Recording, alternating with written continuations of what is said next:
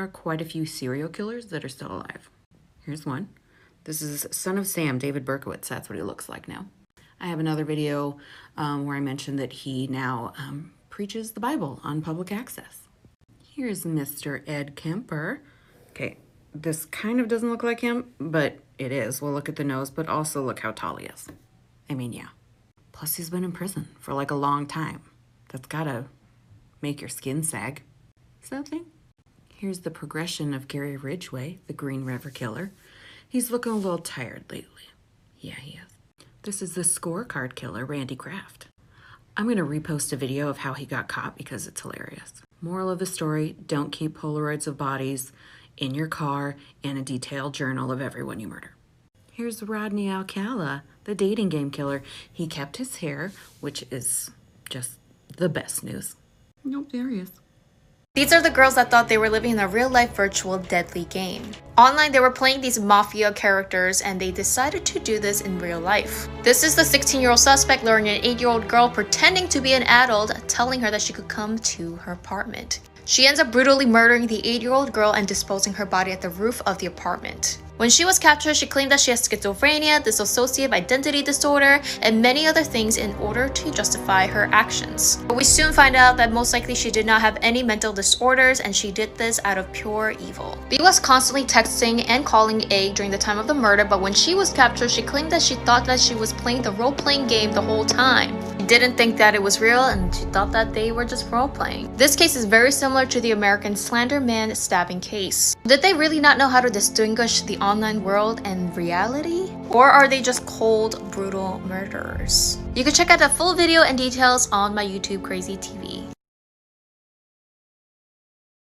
This is an extremely disturbing case. So in August 2005, China Arnold of Ohio was having an argument over Paris's paternity with the dad. After they fought, she stuck her 28-day-old baby inside of this microwave for over 2 minutes with it running. She ended up dying when her temperature reached 108. The next day, the parents took her to the hospital, and China tried to say that she was intoxicated so she doesn't know how the child died. But that was bullshit. While she was in jail awaiting trial, she ended up having a romantic relationship with her cellmate, and she confessed to her how guilty she felt over the murder. So that lady ended up testifying against her, which caused China to get life in prison. It's honestly so messed up. China tried to get her other son to lie and say that the neighbor killed her baby, but that was proved to be BS, and now she'll rot in prison.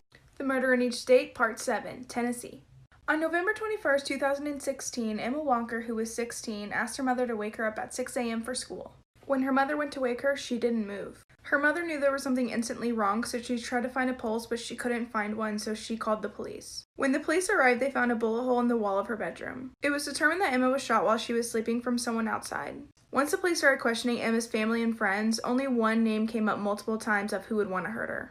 The person was Emma's ex-boyfriend, Riley. Riley and Emma dated on and off again for about 2 years. This relationship was toxic. He was controlling and possessive. Emma had officially ended their relationship, and that drove him crazy. When the police spoke to Riley, he said he didn't know anyone who would want to hurt Emma.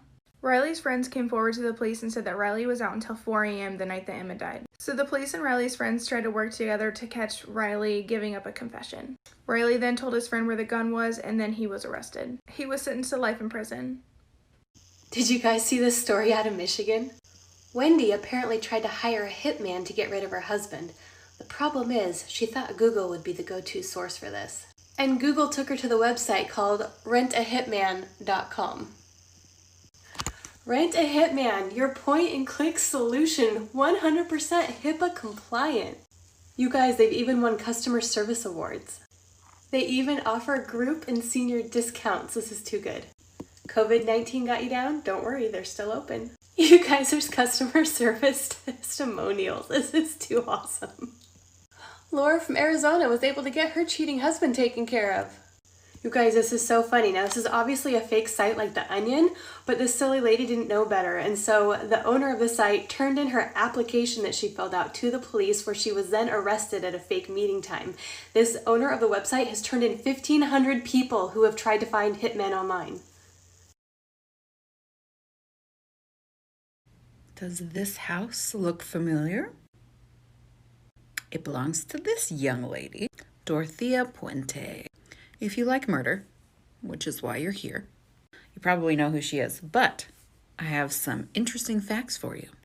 In 1982, she was convicted of theft for drugging and stealing from one of her boarders at her boarding house and did 3 years in prison, where she met a pen pal, a lovely man from Oregon who picked her up from prison in his red Ford pickup. They talk about marriage. Not long after that, she hired someone to install some wood paneling in her house, and she paid him with a red Ford pickup, then hired him to build a box, a 6x3 by 2 foot box for books and things. Then they drove somewhere and dumped it where you dump miscellaneous household things. Surprise! Her boyfriend's body was in it. She hired a local homeless alcoholic man to dig up the basement. Then he went missing. The house is definitely haunted. Okay, I recently learned about my new favorite group of women in history, and they're called the Night Witches. They're an all-female Soviet pilot team who bombed a bunch of Nazis in World War II. They would fly at night in these planes that were too small to show up on radars, and when they got close, they would turn off their engines so that they would swoop low and be silent when they dropped the bombs. The women were from ages 17 to 26, and as you can imagine, they had it pretty rough. They were constantly sexually harassed, and they got frostbite a lot of the time because it was so cold when they were flying and they didn't have any windows. They were also only given hand-me-down uniforms and equipment, and a lot of times their engines would stall while they were flying. So what did they do?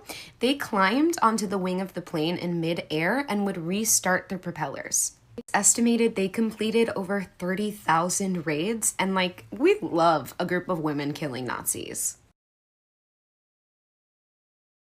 Hi, I'm Cam. This is 1 Minute Murder. 16-year-old Aaron Campbell was a popular local with a close circle of friends. Despite his history of depression, self-harm, and dark humor, nothing led people to believe he would be capable of the horrific acts he would commit. Except a Facebook message he sent, quote, "Might kill one day for the lifetime experience." On July 1st, 2018, Aaron had 15 friends over for a house party. Aaron texted a few people trying to buy some weed, but didn't get a response. One of those who received that text was Robert MacPhail. Because Robert didn't answer the phone and Aaron desperately wanted the drugs, he decided to take them for himself. He walked a short distance to Robert's place and snuck in without waking anyone up. He glanced into the room of a sleeping 6-year-old girl, Alicia MacPhail. Aaron said, quote, "All I thought about was killing her once I saw her." He took Alicia from her bed and kidnapped her. Hours before this, Alicia had fallen asleep after watching the Peppa Pig DVD. Aaron walked with Alicia in his arms to the shoreline, eventually arrived at their destination and proceeded to rape and kill the 6-year-old girl. Aaron was soon connected to the crime and arrested. He told a prison psychologist that he had to try very hard not to laugh during his trial, and that he was quite satisfied with the murder. He got 24 years. This woman killed 600 men with makeup. Giulia Tofana lived during the 17th century in Italy when women didn't have a lot of power. But she was an entrepreneur who developed her own poison called acqua tofana. It was colorless, tasteless, odorless, could kill a man in 4 drops, and was undetectable after death. She sold it to women disguised as cosmetics so that they could kill their abusive husbands and live out their lives freely as widows without any suspicion. This went on for decades before officials realized she was one of the most successful poisoners in history, and she was executed. If you like to know every fact about the things that you fear, then this video is for you. If you're in a crashing plane, you won't be informed. Unless a pilot performs a controlled crash landing, they will not have time to tell you that you're about to die, and that's probably for the best. If your plane nosedives, you can breathe a sigh of relief knowing that you will not remain conscious. But right before things go black, you might experience a sense of weightlessness. Objects around you and your arms will just hover as if in space. Once the plane actually makes impact, in all likelihood, it will be over before it began. The G-force can be that of around 12 times of gravity, which would shatter your bones and destroy your organs, but it's unlikely that you would feel any of it. If your plane explodes, you will be dead before the crash. The explosion would rip a hole in the plane, causing an explosive decompression, which basically means that the pressure difference whirling at your body could actually rip you apart. You will lose your vision, followed by your sense of clarity, and finally all consciousness once in a free fall. So in all honesty, it sounds horrific, but it would be relatively painless and fast. Ashley and Amanda were friends and had both been sexually assaulted by their fathers. They both lived in the same neighborhood. Police started to suspect Weaver, but he wasn't arrested. Miranda started telling kids at school to stay away from Weaver's house. On March 8, 2002, Miranda went missing, 2 months after Ashley. On the way to her bus stop on the same route Ashley went missing on. Weaver was a suspect again, but they didn't have enough evidence for a warrant.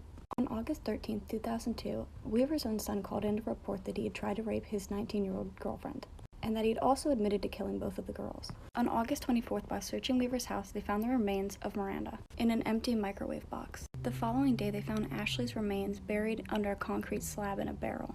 On September 22, 2004, Weaver pled guilty to murder of both of the girls. Miranda's younger sister visited Weaver twice in jail, and he told her that he killed the girls with his bare hands, and he admitted she would be his next victim if he wasn't caught. Weaver's own father had actually killed people and buried someone under a concrete slab before, and Weaver's own son went on to kill someone later.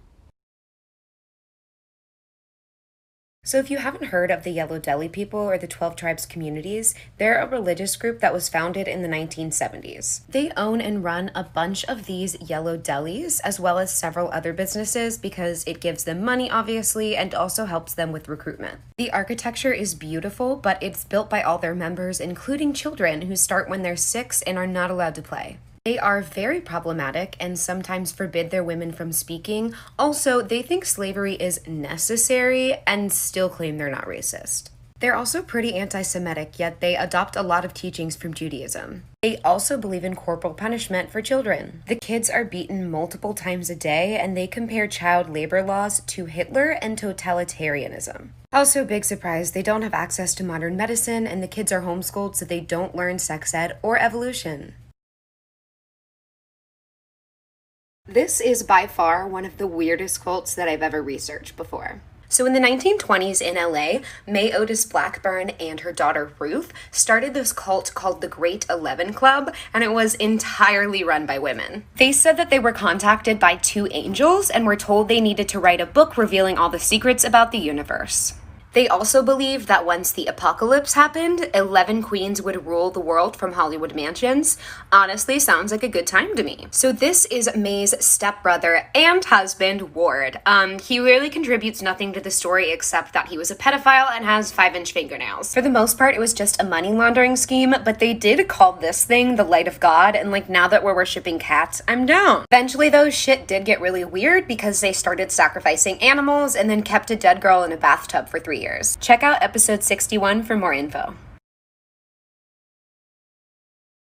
Hi, I'm Cam, and this is 1 Minute Murder. Catherine Knight was the first Australian woman to be sentenced to life imprisonment without parole. Catherine's father was a violent alcoholic who would rape her mother up to 10 times a day. She also claimed she was sexually abused by other family members until she was 11. Catherine acquired her dream job when she was 16, the local slaughterhouse. She was quickly promoted to boning and given her own set of butcher knives. She hung these butcher knives directly over her bed so they would always be handy if she needed them. On the wedding night with her first husband, she tried to strangle him because he only had intercourse with her 3 times and then fell asleep. This marriage ended after she burned his clothing, stabbed him, and killed his dog.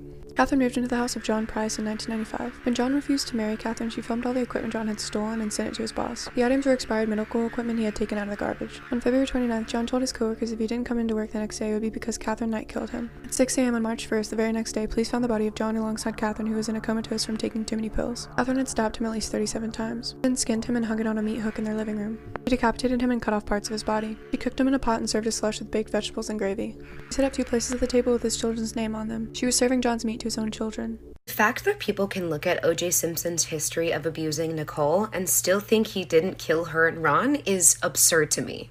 They got together when she was freshly 18 and he was 30. He also made her drop out of school to spend more time with him and was already rich, famous, and married, so there was a problematic power dynamic between them from the get-go.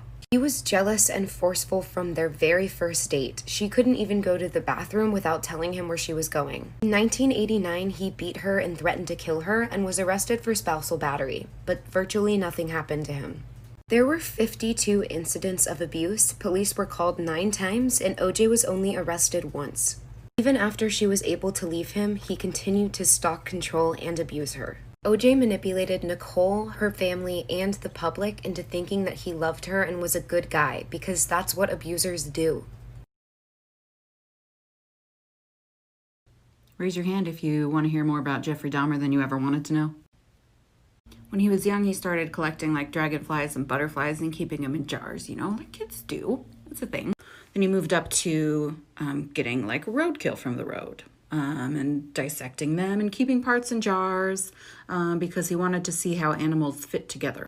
His dad was a chemist, and one time at dinner, Jeffrey asked him what would happen if you bleached bones. Regular, Sunday dinner talk. So he was excited that he liked science, and he told them all about how to, preserve bones, which came in handy later. He committed his first murder in 1978, just a few weeks after he graduated high school. So when his parents got divorced, his dad went on a vacation and his mom moved out and he just had the house. Eventually his dad came back, but not soon enough. Spent one semester at Ohio State University where his GPA was .45. Hi guys, welcome back to True Crime with Darius. Today we're covering the case of Skylar Neese as recommended by Picnic Party.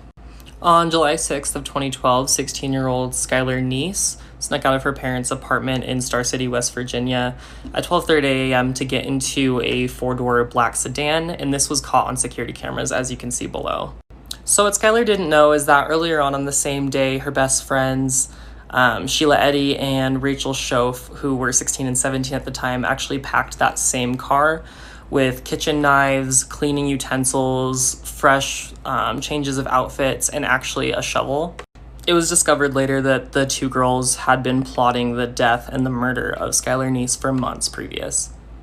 And that night, on July 6th, they had been calling her and texting her multiple times because she had recently had a falling out with them. And so when they finally convinced her to come, they said, hey, we're going to be smoking weed, we're going to be going on a joyride, please just come with us. And Skylar agreed. This woman's name is Claire Headley, and she used to be an executive in the Church of Scientology. She was born into the church and signed a billion-year contract when she was only 7 years old. If she tried to leave, she was threatened with freeloader's debt, and she also said that she was coerced into 2 abortions. This is something that a lot of women who escape Scientology say. Also, if you're mad about that last point, you should definitely be mad about this that's going on right now. Her husband, Mark, actually escaped a couple months before her, and he was literally chased down by Scientologists, and they caused his motorcycle to crash. Claire got a burner phone to communicate with Mark, and once she got approved to go pick up her contacts at Walmart, she got on a bus to Vegas and got the fuck out of there. Scientologists followed her and tried to take her back, but she threatened to cause a scene, so they let her go. Now the church just runs a website against them, trying to discredit them by saying, look at all these pictures, they had a great time while they were here. In 2004, Dina Schlosser was a 35-year-old woman living in Texas. She and her husband John attended the Water of Life Church, which taught that medication was witchcraft, so you couldn't take it, and that wives had to completely obey their husband. When she gave birth to her daughter Margaret, she started to experience episodes of psychosis. She harmed herself and was hospitalized a couple of times and was ordered by Child Protective Services to not be alone with her children.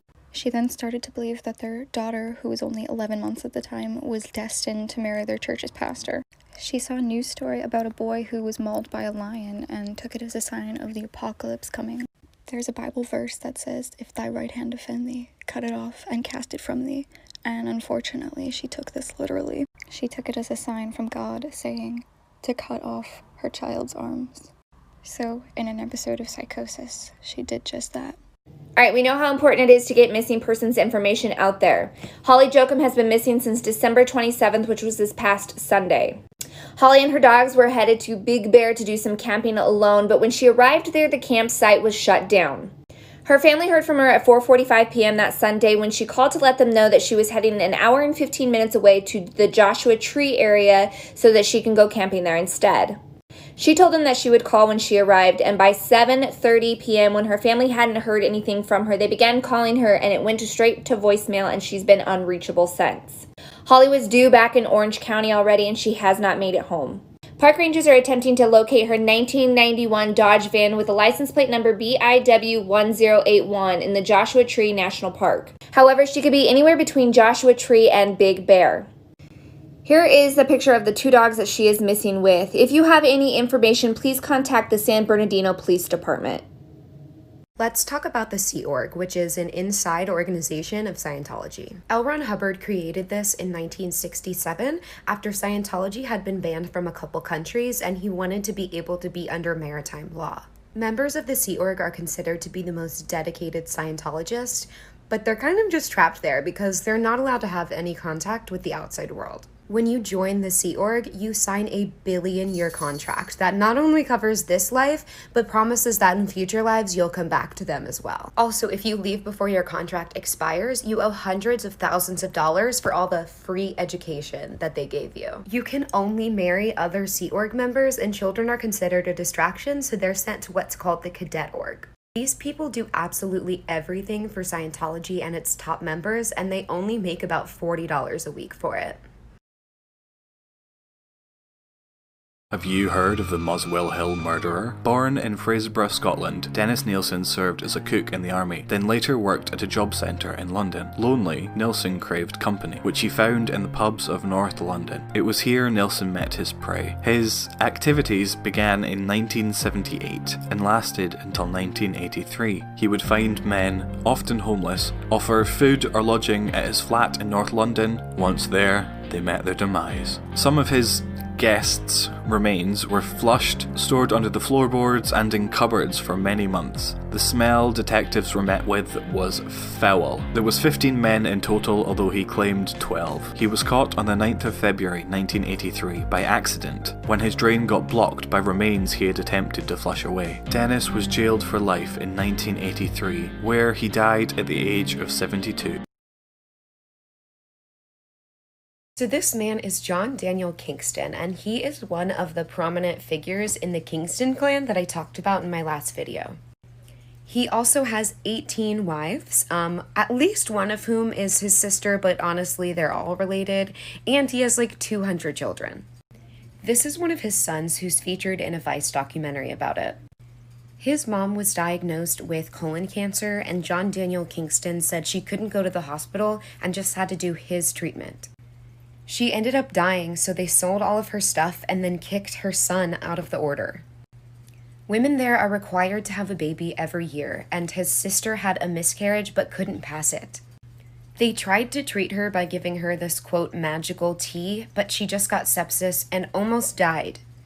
There is so much other horrible shit that goes on in this cult, I don't even know where to begin.